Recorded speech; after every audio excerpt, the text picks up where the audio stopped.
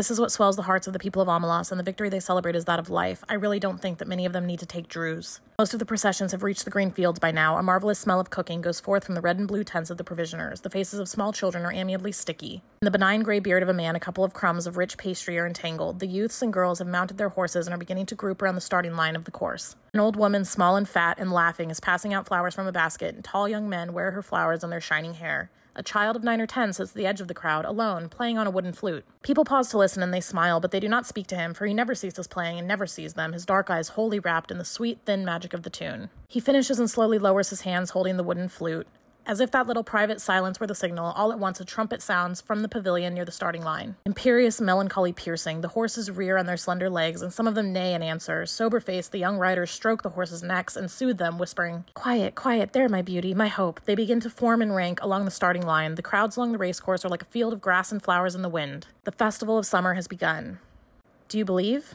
Do you accept the festival, the city, the joy? No? Then let me describe one more thing.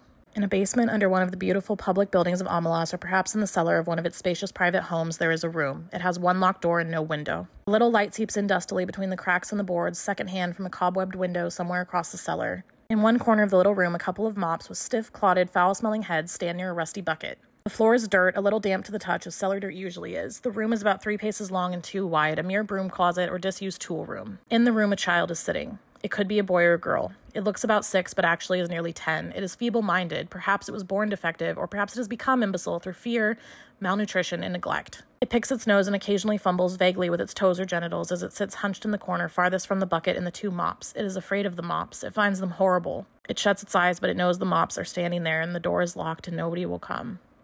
The door is always locked, and nobody ever comes, except that sometimes the child has no understanding of time or interval. Sometimes the door rattles terribly and opens, and a person or several people are there. One of them may come and kick the child to make it stand up. The others never come close, but peer in at it with frightened, disgusted eyes. The food bowl and water jug are hastily filled. The door is locked. The eyes disappear. The people at the door never say anything, but the child, who has not always lived in the room and can remember sunlight and its mother's voice, sometimes speaks. "I will be good," it says. "Please let me out. I will be good." They never answer.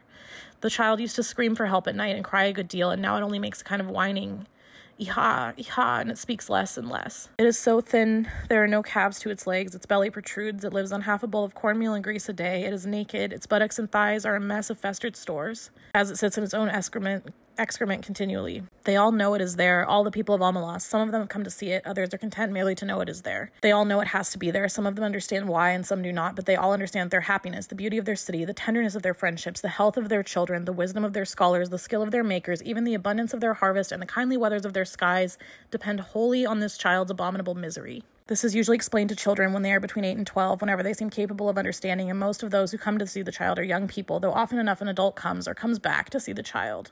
No matter how well the matter has been explained to them, these young spectators are always shocked and sickened at the sight. They feel disgust, which they had thought themselves superior to. They feel anger, outrage, impotence, despite all the explanations. They would like to do something for the child, but there's nothing they can do. If the child were brought up to the sunlight out of that vile place, if it were clean and fed and comforted, that would be a good thing indeed, but if it were done in that day and hour, all of the prosperity and beauty and delight of Omelas would wither and be destroyed. Those are the terms. To exchange all the goodness and grace of every life in Omelas for that single small improvement, to throw away the happiness of thousands for the chance of happiness of one, that would be to let guilt within the walls indeed. The terms are strict and absolute. There may not even be a kind word spoken to the child. Often the young people go home in tears or in a tearless rage when they have seen the child and faced this terrible paradox. They may brood over it for weeks or years, but as time goes on, they begin to realize that even if the child could be released, it would not get much good of its freedom. A little vague pleasure of warmth and food, no doubt, but little more. It is too degraded and imbecile to know any real joy. It has been afraid too long to ever be free of fear. Its habits are too uncouth for it to respond to humane treatment. Indeed, after so long, it would probably be wretched without the walls about it to protect it, the darkness for its eyes, its own excrement to sit in. Their tears at the bitter injustice dry when they begin to perceive the terrible justice of reality and to accept it.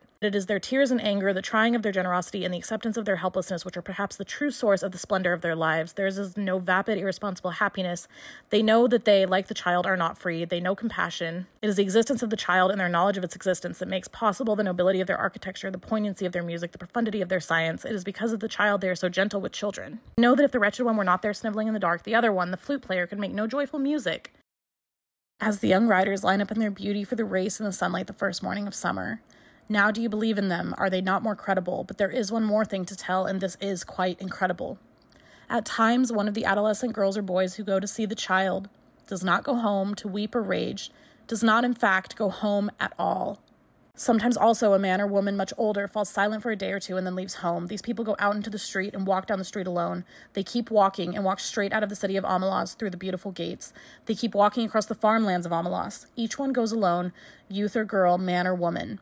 Night falls and the traveler must pass down village streets between the houses with yellow-lit windows and on out into the darkness of the fields. Each alone they go west or north toward the mountains. They go on. They leave Omelas. They walk ahead into the darkness, and they do not come back. The place they go towards is a place even less imaginable to most of us than the city of happiness. I cannot describe it at all.